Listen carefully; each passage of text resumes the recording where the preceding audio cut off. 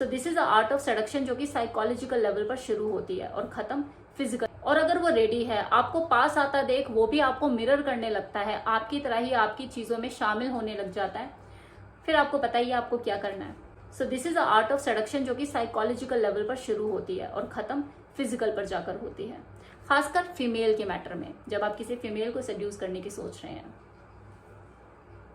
किसी इंसान को सेड्यूस करने का मतलब क्या होता है कि उसकी रियलिटी को कुछ इस तरीके से मैनिपुलेट करना कि वो आप में फिजिकली या रोमांटिक इंटरेस्ट लेने लगे।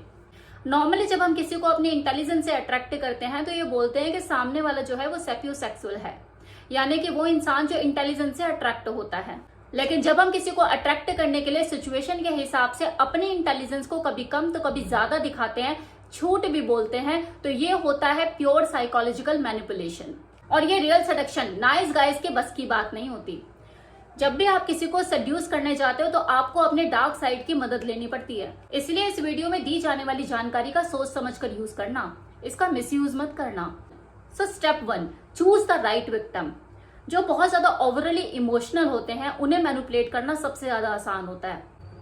इसलिए सेडक्शन का परफेक्ट विक्टिम वही होता है जो बहुत ज्यादा खुश हो, बहुत ज्यादा गुस्सेल हो, बहुत ज्यादा फेमिनन हो, बहुत ज्यादा शाय हो या बहुत ज्यादा लॉस में हो, आपसे बहुत ज्यादा प्यार करता हो एक्सट्रीम लेवल पे, या फिर आपसे बहुत ज्यादा हेट करता हो, या फिर बहुत ज्यादा कॉन्फिडेंट हो या इनसिक्योर हो। किसी भी केस में हो, बस वो इमोशन से भरा हुआ हो। यूजुअली लोग सोचते हैं कि सेडक्शन शुरू होता है टच से और फिजिकल बाउंड्री कम करने से, जबकि फर्स्ट स्टेप हमेशा साइकोलॉजिकल होता है। आपको इंसान पर्टिकुलर उस स्टेज में चाहिए होता है कि जब भी आप अपनी तरफ से कोई फिजिकल मूव करें तो वो अपना जो रिस्पॉन्स है वो पॉजिटिव दे, बजाय अनकंफर्टेबल होने के। Second point is create a false sense of security.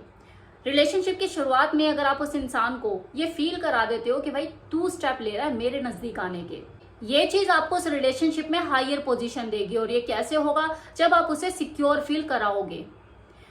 शुरू में उसको अटेंशन ज्यादा मत दो, उसके आगे पीछे घूमने से, उसकी इमेजिनेशन को कम करने से, उसकी मिस्ट्री को सॉल्व करने की जो मोटिवेशन है वो नहीं बचती।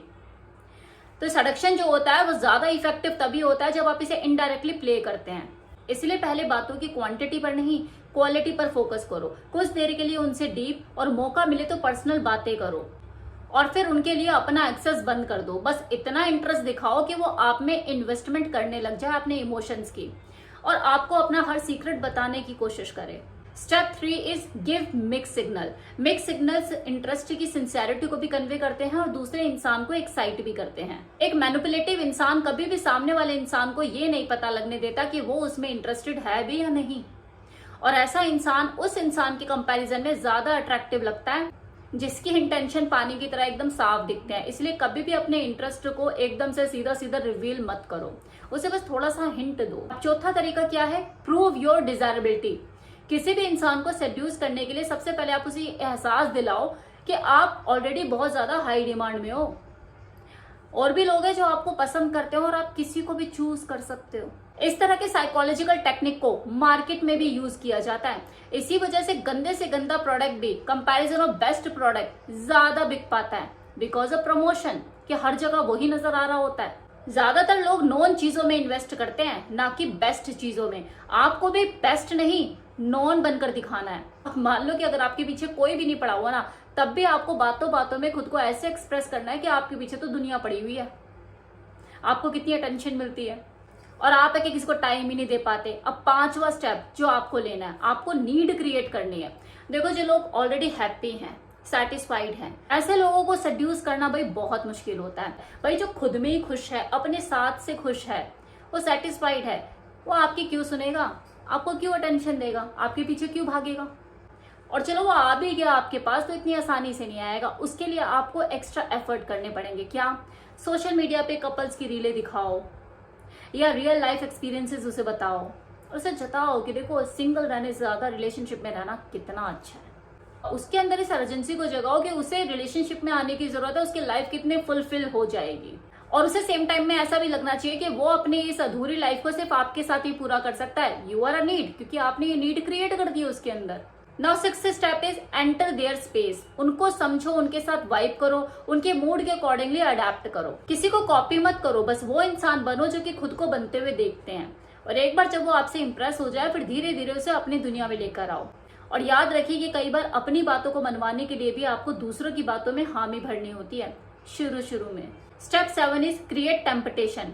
अपने टारगेट को लुभाओ, उनको मिलने वाले प्लेजर से, मतलब उनकी कोई हिडन फैंटेसी होगी या उनकी कोई वीकनेस होगी, उसे ढूंढो, क्योंकि हर इंसान की कोई ना कोई छिपी डिजायर, कुछ हिडन फैंटेसी होती है। तो अपने टारगेट का ये पता लगाओ कि उसकी क्या ऐसी डिजायर, ऐसी फैंटेसी है जिसे वो अभी तक एक्सपीरियंस नहीं कर पाया है और करना चाहता है। फिर उसे उसी चीज के सपने दिखाओ। Now step number 8, keep them in suspense. देखो, सडक्शन काम करता है किसी इंसान के पुराने थॉट को नए थॉट से रिप्लेस करके। अगर उस इंसान के जो थॉट है वो हमेशा से ही कंसिस्टेंट रहते हैं तो आप चाहकर भी उसे मैनिपुलेट नहीं कर पाओगे। इसलिए कभी भी उनके आगे प्रिडिक्टेबल मत बनो, कभी भी उन्हें फिगर आउट मत करने दो कि उन्हें आपसे क्या चाहिए या उन्हें आपसे क्या मिल सकता है। आप अगर उनसे टाइम से मिलते हो या फिर उनके मैसेज के जवाब देने के लिए हमेशा ही अवेलेबल रहते हो तो इन सब चीजों को कम करना शुरू कर दो। कभी उनमें इंटरेस्ट दिखाओ तो कभी पूरी तरह से गायब हो जाओ। उनको ऐसा दिखाओ कि जैसे आपको तो उनकी परवाह ही नहीं है।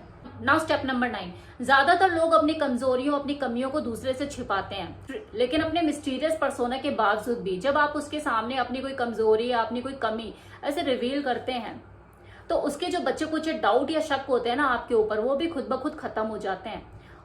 उनके मन में आपके लिए रिस्पेक्ट बढ़ती है। हर कोई इंसान खुद को प्यार करना चाहता है और खुद को एक्सेप्ट करना चाहता है, लेकिन उसे हमेशा वैलिडेशन की जरूरत पड़ती है कि हाँ वो सुंदर है, वो खूबसूरत है।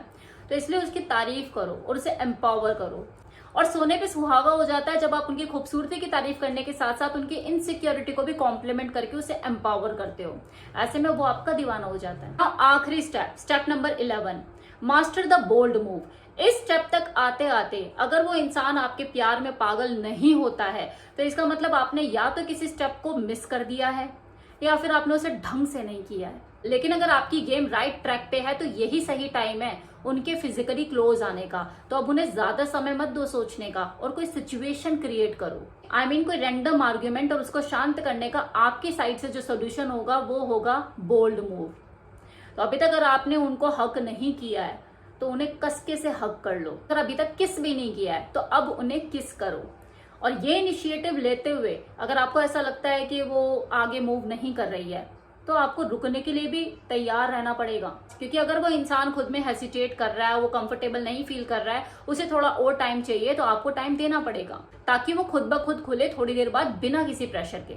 और अगर वो रेडी है, आपको पास आता देख वो भी आपको मिरर करने लगता है, आपकी तरह ही आपकी चीजों में शामिल होने लग जाता है, फिर आपको पता ही आपको क्या करना है। So this is the art of seduction, जो कि साइकोलॉजिकल लेवल पर शुरू होती है और खत्म फिजिकल पर जाकर होती है, खासकर फीमेल के मैटर में, जब आप किसी फीमेल को सेड्यूस करने की सोच रहे हैं।